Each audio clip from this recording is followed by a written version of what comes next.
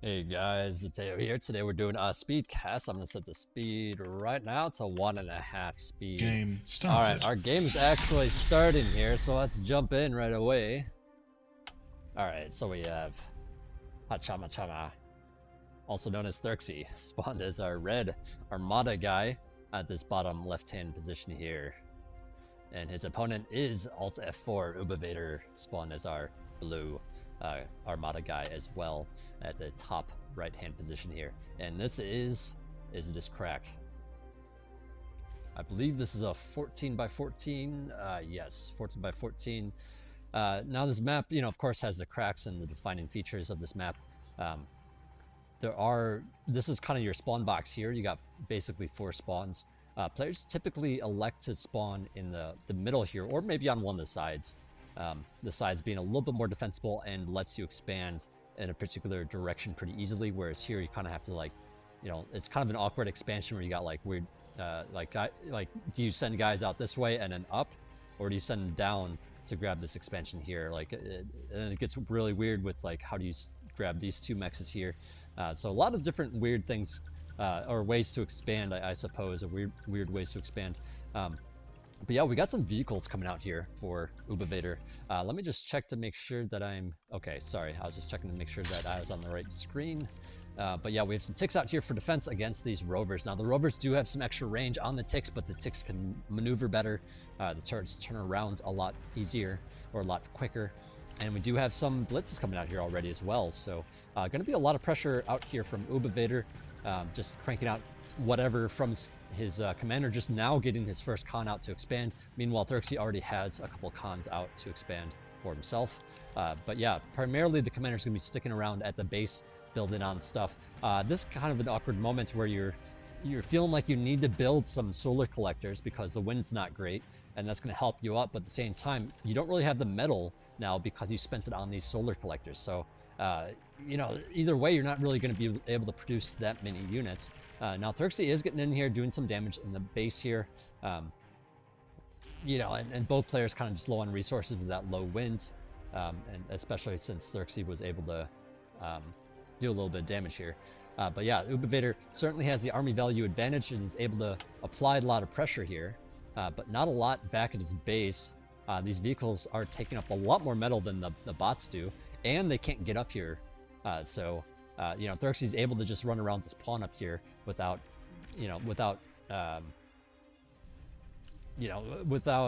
anything chasing it, I suppose. But yeah, Therxy gonna have to play a little bit defensive here.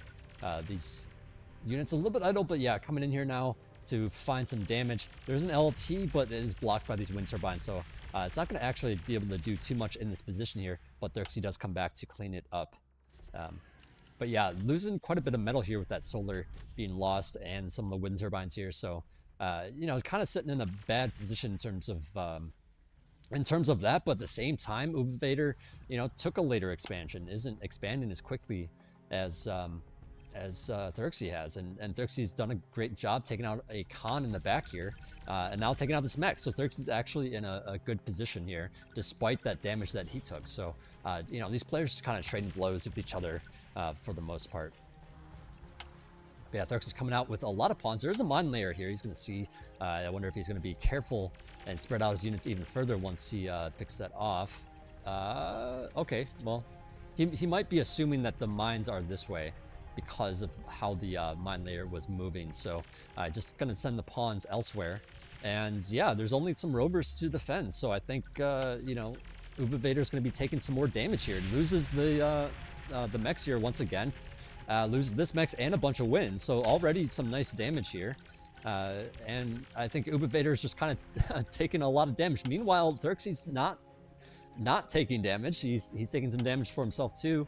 But I mean, he still has his expansion in the back, so going to be a little bit ahead for it with the cluster of 3 mexes. Meanwhile, Therxy had to rebuild, or I'm sorry, Ubivator's had to rebuild these mexes here, this base. Now just adding on some more wind again, and doesn't quite control that cluster of 3 mexes. So a little bit further behind economically, but at the same time doing a little bit of damage back here once again.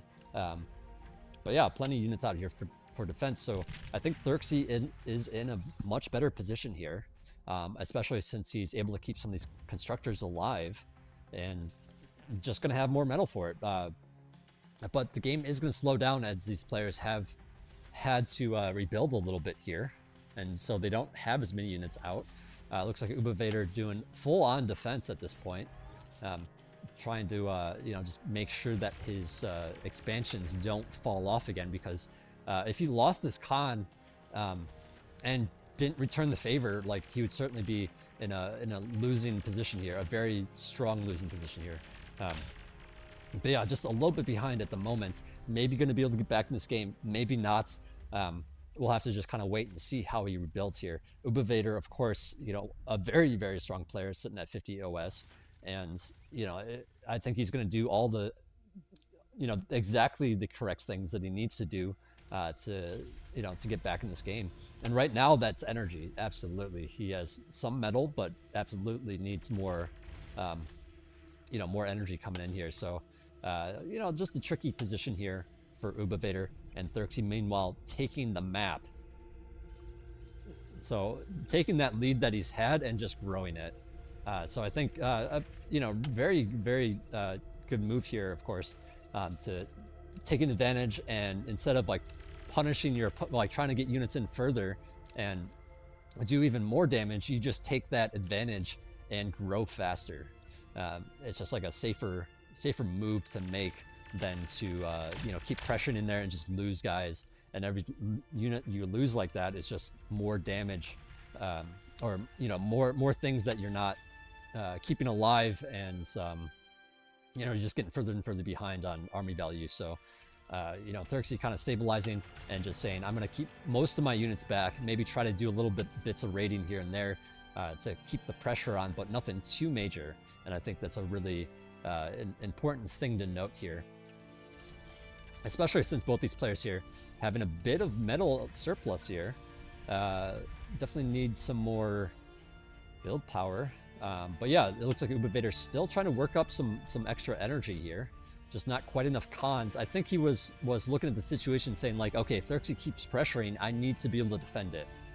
And if I don't defend it, I just lose. So, being rather defensive, and then, realizing that Therxy's not being aggressive and taking that, more, I'm going to just out-expand you kind of approach, says, okay, instead I'm going to raid you with what I have. So you got these blitzes down here at the bottom doing some damage. There is an air lab for Therxy, getting out those air cons to take some mexes on the high ground here is a nice little thing to have. They can't be pressured by ground, so just a means to get some additional income without without fearing, or without potentially losing it later to raids like these blitzes running around. But yeah, both players here meeting in the middle here. Some light laser towers for Therxy being set up. Ubivator trying to do the same thing on the other side with his commander. And yeah, I think this is a really important move to make for Ubivator, because you need to be able to secure this lane and this lane. That's like one of your highest priorities, because the distance to your base is so short. So just trying to hold on to that. A con does get picked off here. Therxy taking a little bit of economic damage, having too many mexes on this one node here. It doesn't extract double the metal, by the way. It's just, one mex is enough. The other one will just be idle. But yeah, accidents like that do happen as you're expanding with multiple constructors and whatnot. So, just something that happens. But yeah, a little bit of engagement here with the pawns running into some missile trucks. But there's some mines here, and I think Therxy knows that there's mines around in this area, so he's just kind of keeping back, not pressuring this too hard. Although he potentially could take out these medium tanks with those pawns, but yeah, would have to be very careful of the mines. Not that he sees them, not that he knows exactly how many or where they are, but yeah, just something to be careful of. There's a Janus in here as well, and that's going to be a nice juicy shot there to pick off a lot of those pawns. And that's really the power of this kind of composition. You have those Janus and those medium tanks able to hit the pawns from a distance, and then having those mines back here, and if they get into trouble, if those pawns get too close, they can just retreat to the mines. So a very strong position here on this you know, top left-hand side here for Ubivator. Kind of trying to do the same thing on the other side. It's setting up some mine layers, or some mines, I should say, to you know, help protect those avenues of attack as well. But yeah, Therxy sitting on a lot of fighters here. In fact, this feels rather excessive. But with that, he's going to have air superiority, and that's going to allow him to, you know, add these Banshees on to take care of some of these raids without the threats of your opponent having air. And I think Ubivator, yeah, he's being really smart about this. He's going into T2, just kind of says, well, I think you're overbuilding air. Obviously I'm not gonna bomb you or something. He could potentially do ground, but just kind of doing the safer thing of maintaining what he has, keeping it all back defensively, and just going into that T2, probably knowing that I guess relying on his ability to have a stronger later game than Therxy. And by the way, this is a good way to practice as well. You know, like there might be opportunities to just straight up kill your opponent because they made a mistake, like, you know, such as building on tons and tons of fighters, and you could potentially punish them by just having a lot of ground. But that doesn't really teach you anything about T2 when it comes to 1v1 games. So, you know, I do encourage people to go more T2 route just so that you have that under your belt and kind of, you know, figure out how to play it a little bit better, because it does get hectic when you start thinking about tech, because, you know, you don't just have units running around dealing damage. You're now having to think about, like, what's the correct unit here? You know, do I add on bulls? Do I add on jaguars? Like, you know, what do I even do for this situation? But yeah, I think Ubivator here doing a nice job just having a mix of stuff for the most part. But yeah, you generally want to open with jaguars because they are cheaper and they're able to raid and just kind of be in more places because they are cheaper, and you can build a lot faster. And then as you want to build a more frontal assault kind of force, that's when you start adding on some more bulls and some more starlights and Mausers and things like that. But yeah, these jaguars getting pinched here. Maybe all of these pawns. There is a T2 air transition for Therxy. Now jaguars do have an anti-air, but it's not really that strong against T2. So Therxy doing a nice job, just kind of jumping on that army. I don't know if I said this, but Hamacha Chama is Therxy's alternate name here. I think I missed saying that earlier, so I'll just say it now. Apparently, this is a famous Japanese VTuber, by the way. I looked it up because I was curious. Hachama Chama. Apparently it's a meme too. I just don't know these things. I'm too much of an old fart for that. But anyways, these jaguars trying to get in here, trying to do some damage. But yeah, there's kind of a lot of air here to you know, push this back, and the jaguars not able to do much against those T2 units there. Bit of an assault at the on this top side, pushing these Mausers forward, getting some nice free damage. But yeah, here comes the air units once again to fly in here and do some damage. But at the same time, I think this transition from Therxy, you know, he's gotten into a lot of T2 fighters as well as those gunships.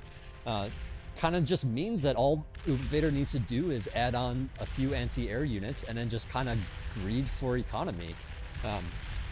You know, T2 flak cannons are really strong, and if you get them into all the correct positions, now all of a sudden this airplay from Therxy can't do much. And then you even, I mean, it looks like he has some extra money to, you know, send some units around as well. I mean, I guess this is mostly just like leftovers from the T1 era. But yeah, just kind of pushing into these various locations, and then even getting out before he pushes too far here. And then just, you know, laying down some pressure from various angles. Therxy trying to get in here, trying to pressure these Mausers. But again, these mines still exist. There's still these units back here. So Therxy doesn't know what they are, so he's just kind of chilling back here, holding on. Kind of just losing some units, but, you know, unfortunately, that just kind of happens sometimes. Decides to use these units as a raiding force at the top here. I think that's a good call, trying to use them instead of just sit there and take damage. Ooh, bull out here, takes out the mine layer. There are some, you know, plenty of mines here on this right-hand side, so I think for Therxy, it's a really tricky situation. Like, do you just send units in and have them die on the mines, or like, you know, what's your means of clearing these? Now, of course, you can get your own mine layer and clear them that way, but you know, Therxy doesn't have the lab for it. He has a T2 lab, not a T1 lab. So, you know, how is he going to get rid of these at the moment? And you know, you certainly don't want your expensive bulls and things exploding on these mines, because it's quite a bit of damage from these medium mines. Over 1,000 damage. Bulls only have about 5,000. You know, and then with the AoE, they could certainly take out a lot, or deal a lot of damage as well. So yeah, these bulls get in here, take a lot of damage from the mines, and are forced to retreat because these, you know, there's plenty of defending bulls here as well. Those pawns were cleaned up, by the way, at the top. And yeah, we're just sitting at a position here where I think Therxy's kind of falling apart here, not having as strong of a late or of a T2 game here. You know, running into those mines, losing those units, and you know, Ubivator's just done a better job having more efficient units for the job. You know, mines are a very efficient thing. They don't cost that much, and you can build them from so many units. You can build them from consoles and things like that too. So, you know, it's a situation where I think Ubivator, even though he took so much early damage and was behind in the T1 phase, you know, Therxy added on air units and became behind for it. He hasn't done any bombings. He wasn't able to get in there. There's lots of anti-air at this point. So what can he really do at this point? A bit of a, you know, T1 raid here from Ubivator, gets shut down by Therxy. But yeah, Therxy really doesn't have that much in terms of T2. He's got these expensive bulls that are out on the map, but he can't do much. He runs, you know, he sees these starlights, and with that, he can't really do much.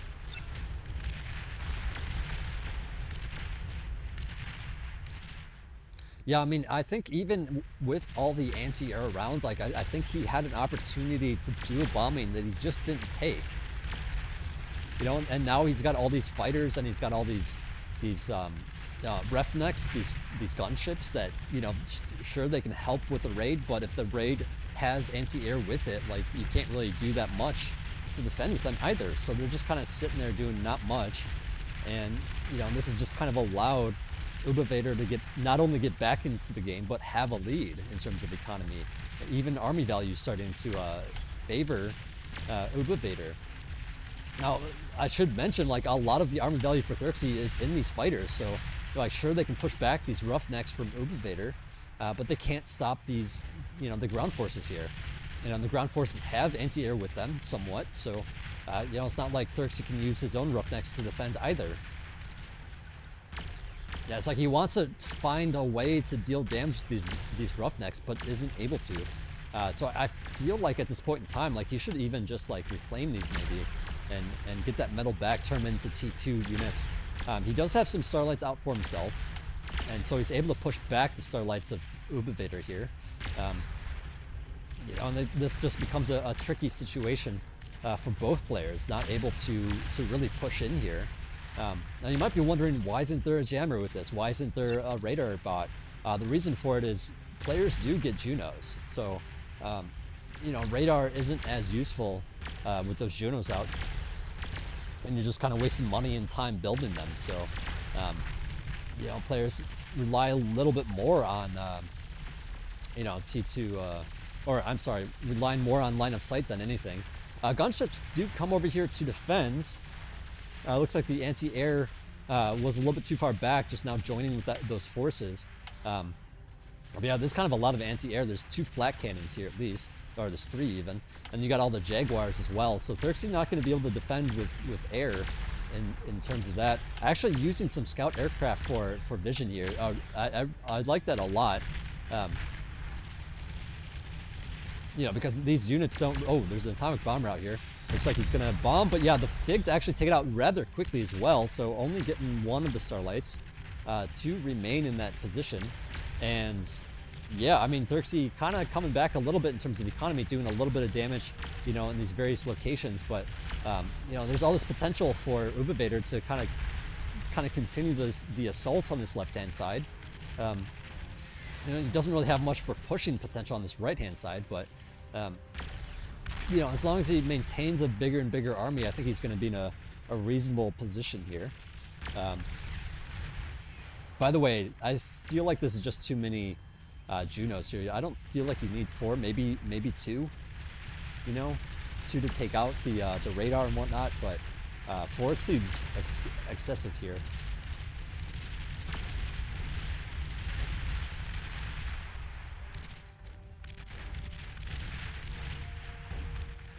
Yeah, lots of little skirmishing here and there, and I wonder what the next moves are going to be for our players here. You know, they already have. Oh, they already have. Has self-destructed. Oh, I guess Therxy just taps out. I was gonna say, like, Ubivator does have all these T1 bot labs to spam, and I think he was gonna start pushing with all that. You know, using that with the Starlights and the Mausers and whatnot to you know, push into Therxy. But yeah, really nice play here from Ubivator. And I think Therxy just kind of messed up when he got so many fighters when he didn't need them. Anyways, I am Zeteo. Thanks for watching. I'll see you guys in the next one.